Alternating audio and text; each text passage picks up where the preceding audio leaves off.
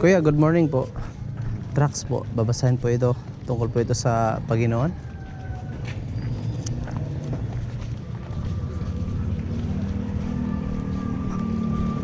Kuya, good morning po.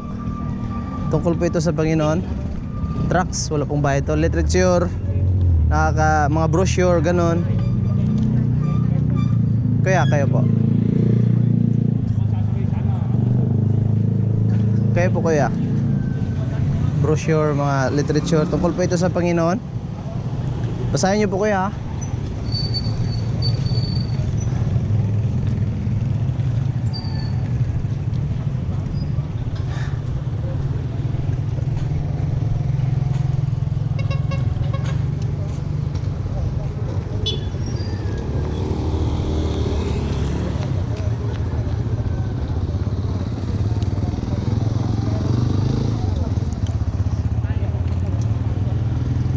Jesus, what can wash away my sin?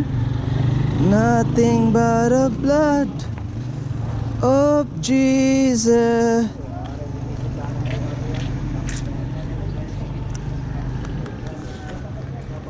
Dito yung entrance.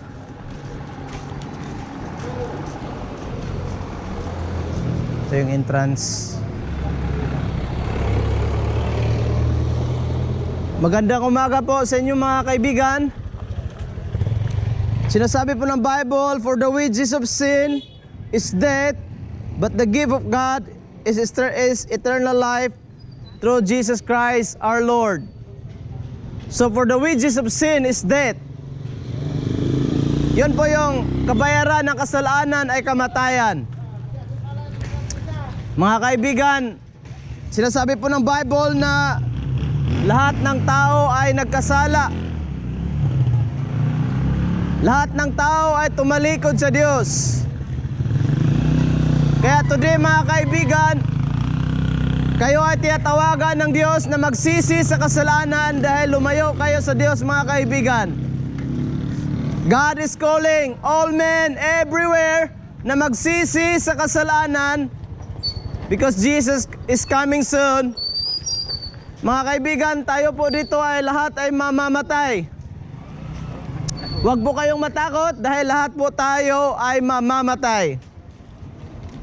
Mga kaibigan, ang problema kung hindi mo alam kung saan ka pupunta. Walang purgatorio. Walang purgatorio mga kaibigan. Langit, impyerno. Saan po kayo pupunta mga kaibigan? Now, kung ikaw ay makasalanan, you are qualified na magsisi. Kung ikaw ay lasinggero, magsisi. Kung ikaw ay sugarol, magsisi. Magbagong buhay. Sinasabi ng Bible, unless a man be born again, hindi siya makakapasok sa langit. Mga kaibigan, maraming tumatawag ng Diyos, pero hindi lahat sumusunod. Sa bunganga lang. Sinabi ng Panginoon, these people honor me with their lips, but their heart napakalayo. Simba lang pag may kailangan, tatawag lang sa Diyos pag may kailangan. Tatawag lang, mananalangin lang pag may sakuna. Katulad nito, kayo ba ay nagsisisi? Meron ba kayong lesson na to learn? Mga kaibigan, dati po ako ay makasalanan. Nainigarilyo. Grabe, ganun ang buhay ko dati mga kaibigan. But because ang Diyos ay mapaghabag, ako po ay nabago ng Diyos mga kaibigan. Praise the Lord! Woo! Sinasabi ng Bible mga kaibigan, if any man be in Christ, he is a new creation. Kung ikaw ay makipag-reconcile sa Diyos, makipag-isa, you are a new man. New creation na mga kaibigan. Bagong buhay na. Bagong buhay na.